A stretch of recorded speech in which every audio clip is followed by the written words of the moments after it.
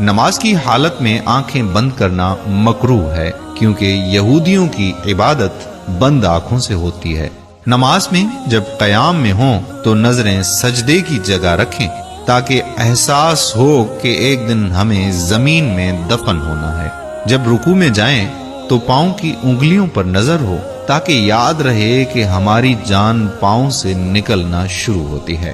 جب سجدے میں جائیں تو ناک کی سمت میں دیکھیں، کیونکہ مرنے کے بعد سب سے پہلے ناک کے حصے میں تبدیلی آتی ہے۔ اور جب قاعدے میں بیٹھیں تو نظریں دامن یعنی اپنی جھولی کی جگہ ہونی چاہیے، تاکہ یہ بھی احساس ہو جائے کہ ہمارا دامن اب بھی خالی ہے۔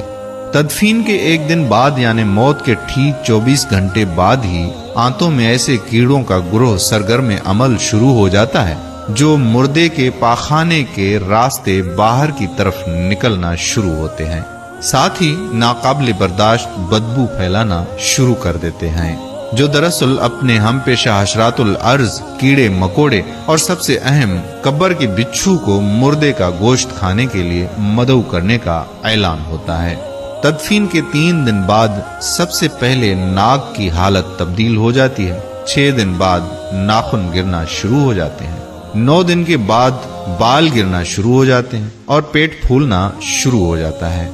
17 دن بعد پیٹ پھٹ جاتا ہے اور دیگر اجزاء باہر نکل آتے ہیں، 60 دن بعد مردے کے جسم سے گوشت ختم ہو جاتا ہے، 90 دن کے بعد تمام ہڈیاں ایک دوسرے سے جدا ہو جاتی ہیں، 1 سال بعد ہڈیاں بوسیدہ ہو جاتی ہیں اور 2 سال بعد ہڈیوں کا وجود بھی ختم ہو جاتا ہے۔ غرور، تکبر، نفرت، دولت کی ہوس، دشمنی، رنجشیں، کینہ، حسد، جلن، شہرت، عزت، نام و نمود، عہدہ، یہ سب کہاں جاتا ہے پتہ ہی نہیں، شاید دنیا میں ہی سب کچھ رہ جاتا ہے۔ اس لیے ہمیں آخرت کی فکر کرنی چاہیے، ہمیں قبر کی فکر کرنی چاہیے، اعمال صالحہ کی طرف راغب ہونا چاہیے، نماز کی طرف راغب ہونا چاہیے۔ اس ویڈیو کو آگے بھی فارورڈ کر دیجئے تاکہ ہمارے دوسرے بہن بھائی بھی یہ ویڈیو دیکھ سکیں اور اپنی عاقبت یعنی آخری منزل کے لیے غور و فکر کریں۔ اللہ سبحانہ و تعالی ہم سب کو کہنے اور سننے سے زیادہ عمل کرنے کی توفیق عطا فرمائے، آمین یا رب العالمین۔